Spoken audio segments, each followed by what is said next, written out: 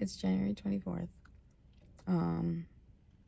about 2 weeks before I leave for my trip, and I was thinking about how I was going to film this video the day before I released my project, and I thought of the pressure that was going to put on me the day before my birthday, and I realized that I didn't want to do that. So here we are. And I don't want to waste anybody's time. So we're going to kind of get right into it. I want to start off, and I think the most important one is that I want to thank every single person that thought about, wanted to, and literally physically tried to help me during this period of time. I had a plan to try to personally reach out to everyone I could who had tried to help during this period, but I wasn't able to reach that point in my process, but I still felt that I could do it, and I figured this was my somehow. The second thing being that everything I'm about to tell you is made up from my memories from what I can recollect, videos, posts, some of other people's memories, and the best of what I could collect. There's a lot that's missing, but this is the best that I could come up with. So here we go. On May 29th of 2021, I was fired, and in this experience, I was triggered into a psychotic and manic episode. I look back at the day and I struggle to remember the day itself.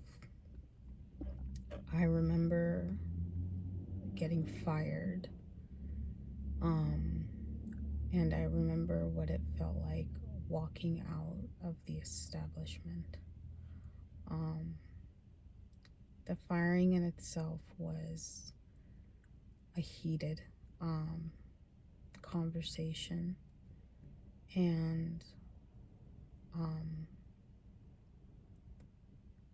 I left in a state of panic, anger, and by the time I managed to get to the exit. Time was already clicking in and out. By the time I made it to my car, I was so enraged that I started not remembering stuff. I remember being in my car, and then I remember being at a gal's house who I, at the time, was somewhat pursuing platonic, not platonic situation. I remember being there and in a manic state, I professed my feelings. And I apparently, as I've been told, got a flat tire on my way home. Didn't make it home. I believe I ended up at a friend's house, perhaps. I remember being home then.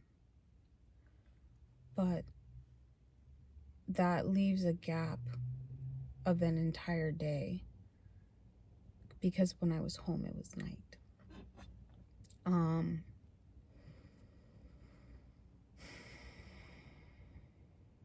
The next 2 days blend in together because I remember two very distinct different days, but they are very choppy and they don't align up.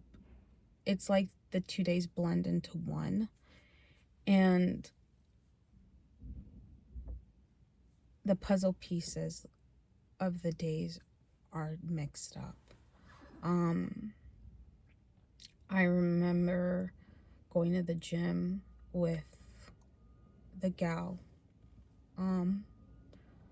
I remember hanging out with a friend, and in hanging out with this friend,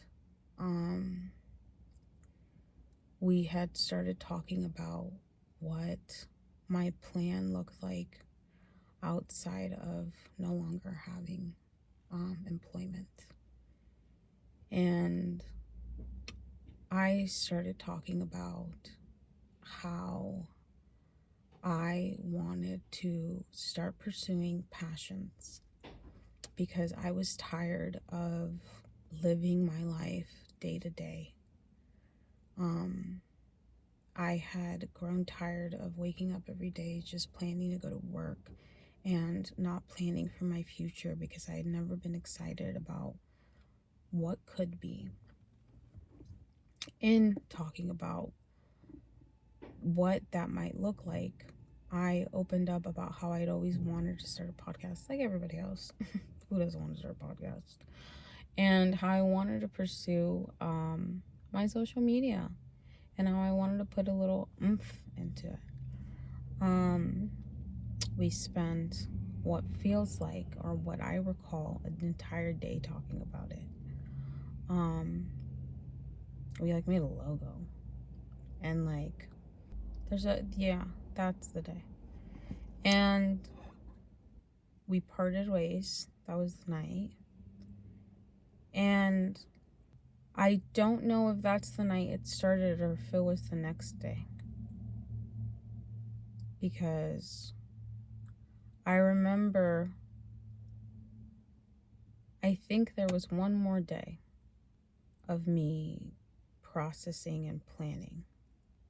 And then I hit the ground running. I stewed on this podcast. And in a psychotic and manic state, I started mapping out what it would look like for me to release this podcast. I made the podcast. I made the intro to the podcast. And I wrote down episodes. I wrote down everything. I mapped out the whole thing. I even mapped out a marketing scheme for it. Now, the marketing scheme for it, what's going to be, I was going to create a scavenger hunt. This scavenger hunt was going to be me taking the podcast, sending it off to a friend. That friend was going to create a social media account for the podcast, put the podcast there. I was going to create a ton of different accounts social media wise. And I was going to have my friends play along, reacting to the codes that I sent out on my social media messages. And I was going to use the other social media accounts to interact with my social media accounts. It was this whole thing. It was going to be huge. It was going to be great. I remember that part of the game. Now, what the game became is a result of 3 months of a psychotic breakdown. This is how I was going to do it. I decided that I was going to call out David Dobrik because as a DACA recipient, like myself, as he is, that put us on the same playing field in my head. And the way that I kickstarted it off was I was going to start off by running because I'm a runner and I was going to be me showing off. And I remember the first night I just started running all over town. And that started raising concerns. I remember by this point, people were concerned. I don't remember what I was posting on social media or how I was behaving. But by this point in time, people had already been concerned for a minute. I don't know how long. But by the time I was running around town in the middle of the night, posting on social media about how I was calling out David Dobrik, at this point, people were concerned. I started blocking people because they didn't understand. They didn't understand what I was doing. They couldn't keep up, and I was doing it. I remember seeing a fire truck and being like, they're part of the game, they get it. That's how delusional I was, because psychosis. And that was day 1. I believe day 2 is when I walked down the middle of the road with a banner that I stole off somebody's yard, proclaiming that it was for Black Lives Matter, to get attention, I was trying to speak up for the people. Then later that day, I proclaimed I had COVID and was going to go to the bank and asked everybody if that was biochemical warfare. At this point, I'd raised some concerns. I was posting all over social media and it gotten a little traction. On top of that, I was adding people randomly so that I could get more views. All to promote my podcast. In the mess, I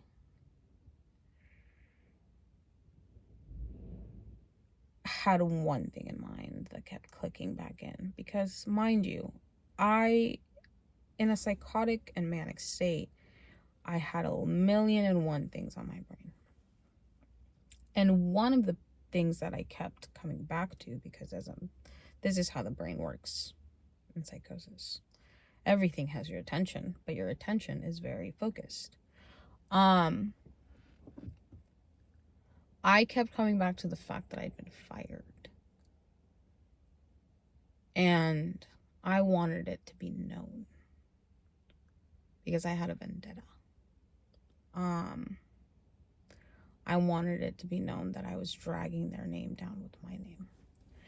And then I picked a vendetta against the cops because they were following me. You see, I started breaking into places. It was a house they were building. But you're still breaking into somewhere.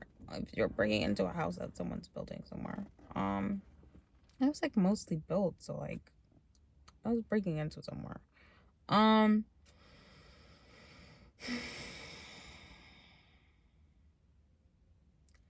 And I was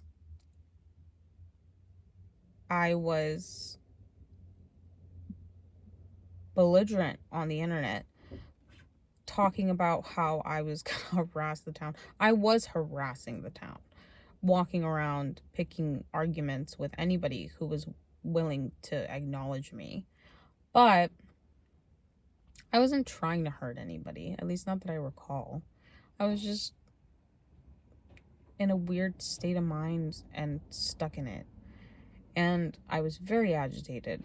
And when I was in a okay state, I'd have wonderful conversations with the town. But in an agitated state, I was barking at the town trying to bite. So once the cops caught wind of the fact that there was a little girl running, or not a little girl, I'm a whole ass woman, a small woman rampaging this town, because I would literally wake up early in the morning, mind you, this went on for 3 months. I'd wake up early in the morning, walk around town, all over town, sometimes with a ukulele,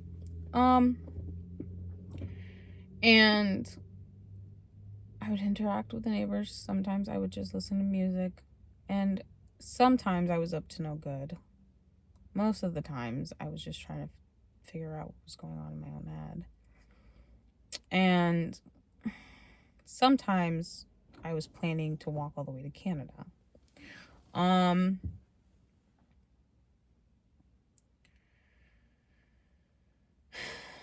So they had to keep tabs on me. But to a paranoid person, that didn't sit well with me. So I decided to pick a vendetta against the cops because they were ruining my game and they were honestly stressing me out, but they were doing their job and they were trying to help me, and they kept trying to help me.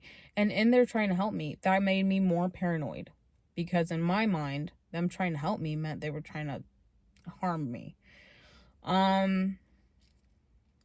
It got to the point where the FBI got called on me because I was calling out everybody online who was watching my game, because I was so upset that people in my town were watching me. Because in my game, I made it very clear that I didn't want anybody I knew watching, that this was not for my town, because I knew that they were just hate watching, and this was bigger than them.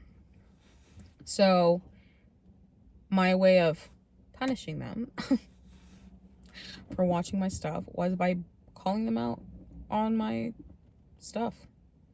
So I just started bullying, harassing, berating, and then I'm pretty sure I said some awful things. I said some awful, awful, awful things.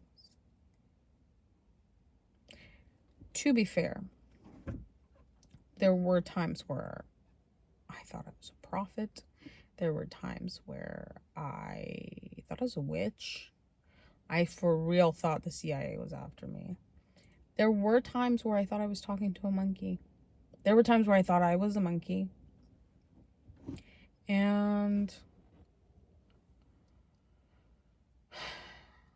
I had a neighbor who offered me substance, and that threw me into a spiral, because I thought she was like a demon out to get me.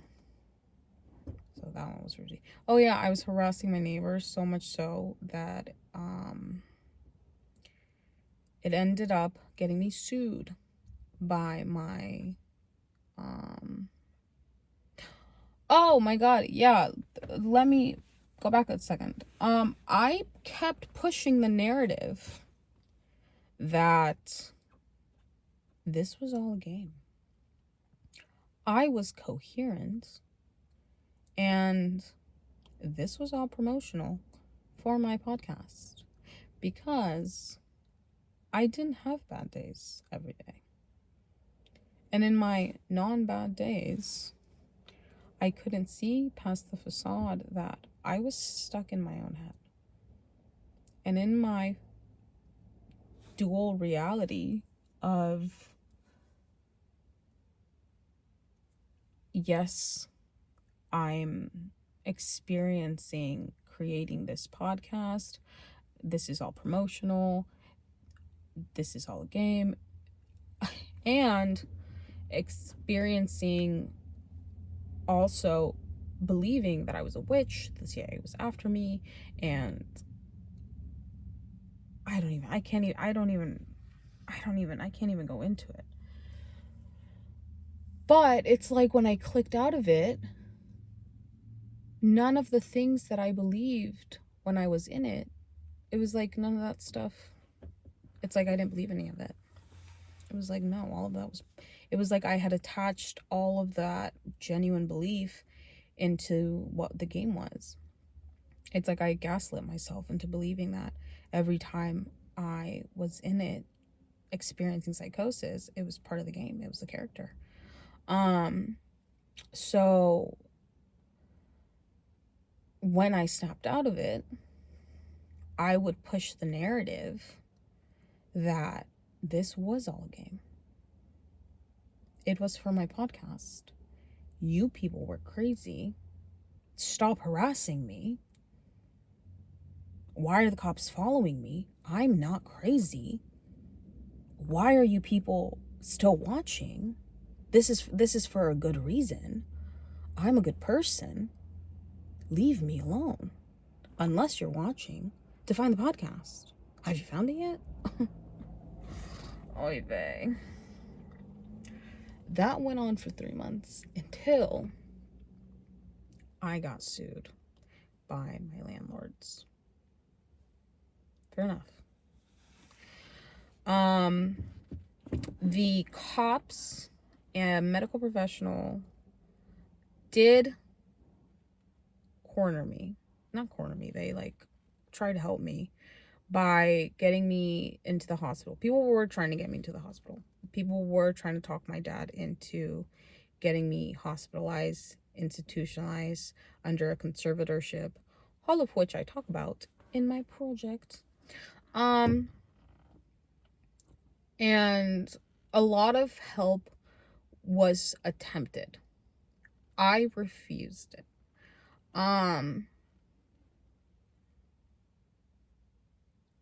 When I got that lawsuit, it's like I got punched in the face with reality.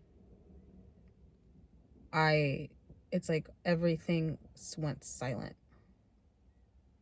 The whispers in my head shut up, and I was like, hold on. What is happening? And I don't know. I like focused on that, and the videos stopped. 153 YouTube videos that I posted. Because I had been cataloging. Yeah. I've been cataloging my entire breakdown on YouTube. After an interaction with a cop where he'd called me a loser. Because to be fair, at this point, I'd been harassing them for months.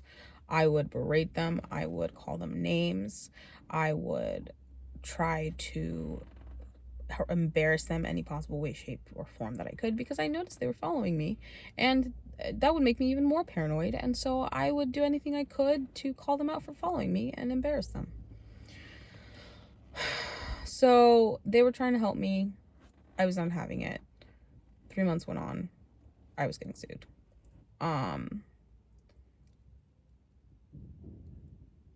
Snapped me out of it.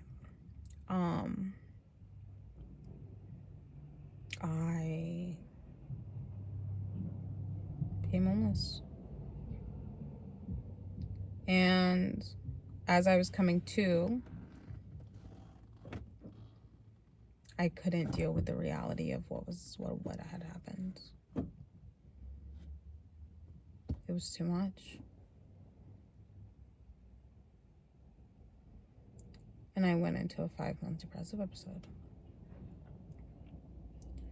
And eventually, I realized that I had to choose to live. And in these past 3 years that have passed, this is where I've been.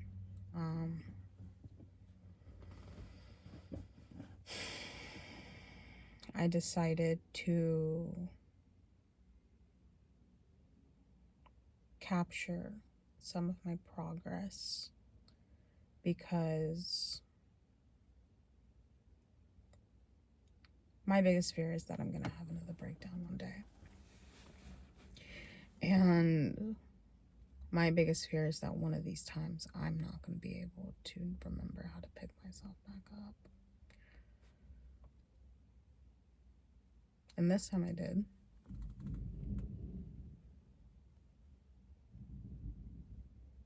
And so I wanted to write it down just in case. So, plus, I wanted to say thank you to everybody who cared enough to worry about me from afar. And I wanted to give an update to anybody who cared. I struggled for a while. Quite a while, actually. I avoided the things that helped make me heal and make me better. But this past year specifically, I focused on reaching my goals. And my final goal for this year was New York, celebrating my birthday in New York. And in 2 weeks, I'm going to be in New York. That's it. That's it. I'm going to be in New York in 2 weeks. And I was going to film this video the day before my birthday and just release it and call that a day. But now I can go and just enjoy it and release this. So, thank you for watching. I'm sorry if you're watching and you're Lizeth and you had another psychotic breakdown. But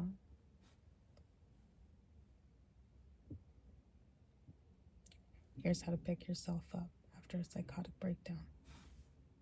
Love you, Lizeth.